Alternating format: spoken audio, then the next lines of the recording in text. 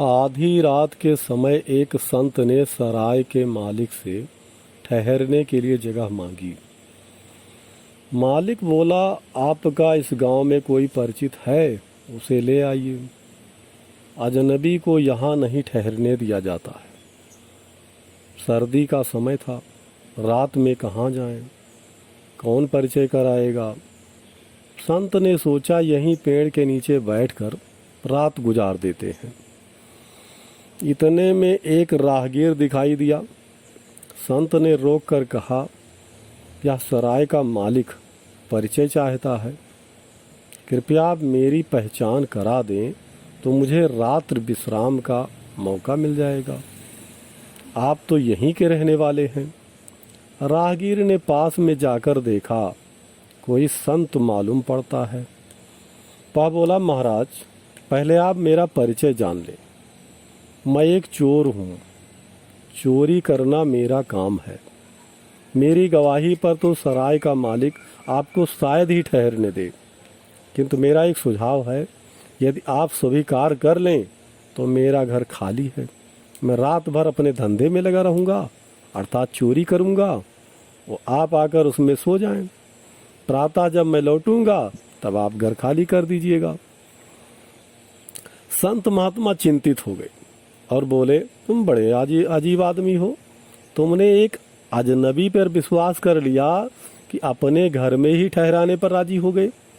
चोर बोला, जो बुरे से बुरा हो सकता है वह तो मैं करता हूँ, मुझसे अधिक बुरा तुम क्या करोगे।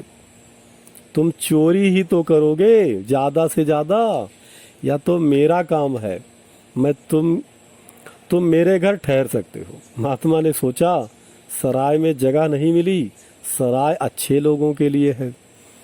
चोर जगह देने को तैयार है, किंतु संत डरे। चोर के घर में ठहरने से अच्छा है यहीं पेड़ के नीचे रात बिता दी जाए। किंतु फिर उन्होंने सोचा कि मैं तो संत हूँ, मैं चोर से भी कमज़ोर हूँ, क्योंकि मैं डर रहा हूँ चोर के घर रुकूं या ना रुकूं। किंतु चोर को साधु को ठहराने पर डर नहीं लग रहा है कि साधु उसका असली दुश्मन है, वह उसको रात भर में बदल भी सकता है। किंतु साधु को डर लगा कि रात भर चोर के साथ रुकने से कहीं साधुता नष्ट ना हो जाए। अंततः निश्चय कर संत के घर पर ठहर गए। निश्चय कर संत चोर के घर पर ठहर गए। भोर होते ही चोर घर लौटा। संत ने दरवाज़ा खोला, पूछा, कुछ मिला?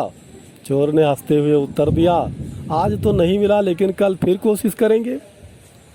ना वह उदास था, न परेशान था, न चिंतित, न हैरान। संत महीने भर चोर के घर ठहरा और रोज ही रोज खाली हाथ चोर लौट रहा था। संत रोज पूछता, चोर यही उत्तर देता, आज नहीं मिला तो कल सही, कल कोशिश करूंगा, जरूर सफलता मिलेगी। बरसों बाद संत को आत्मज्ञान प्राप्त हो गया। उसने सबसे पहले उस चोर को धन्यवाद दिया कि उसी के बार बार असफल प्रयासों से भी निराश न होने पर उन्हें स्वयं प्रेरणा मिली। चोर तो नित्य चोरी के लिए जाता खाली हाथ लौटता है, किंतु न कभी खिन्न होता है, न कभी उदास होता है, न कभी कहता है कि धंधा बेकार है, न कभी धंधे से उबता है, न छोड़ने की बात करता है। किंतु जब ये स्वयं परमात्मा को, परम संपदा को खोजने निकले हैं तो उन्हें अनेकों बार लगा कि सब बेकार है। न किसी आत्मा का अनुभव होता है, न किसी परमात्मा का अनुभव होता है। पता नहीं किस पचड़े में पड़ गए हैं। कितनी ही बार छोड़ने का मन करता, किंतु जब भी ऐसा ख्याल आता तभी उस चोर का ख्याल आ जाता कि साधारण संपदा के लिए चोर ने कितना प्रयास किया, किंतु विफलता पर कभी हताश नहीं हुआ, कभी निराश नहीं हुआ। तो उन्हें भी परम संपदा को पाने के प्रयासों में, अर्थात भगवान को पाने के प्रयास में असफल होने पर क्यों हताश होना चाहिए। और वही लगनशीलता, निरंतर प्रयास उनकी आत्मज्ञान की प्राप्ति में सहायक बने। हमारा लक्ष्य कुछ भी हो, निरंतर धैर्य तथा सतत अध्यवसाय अनिवार्य है। सफलता के लिए आत्मिक प्रगति के क्षेत्र में हम गड़बड़ा जाते हैं। थोड़ी बहुत प्रतिकूलताओं को देखकर या तुरंत सरसों हथेली पर उगाने वाला बाजीगरी स्वप्न देखने लगते हैं, जो पूरा नहीं होता है। यदि लगन से कार्य किया जाए तो वह अवश्य पूरा होता है, सफलता के चरम लक्ष्य तक पहुंचता है।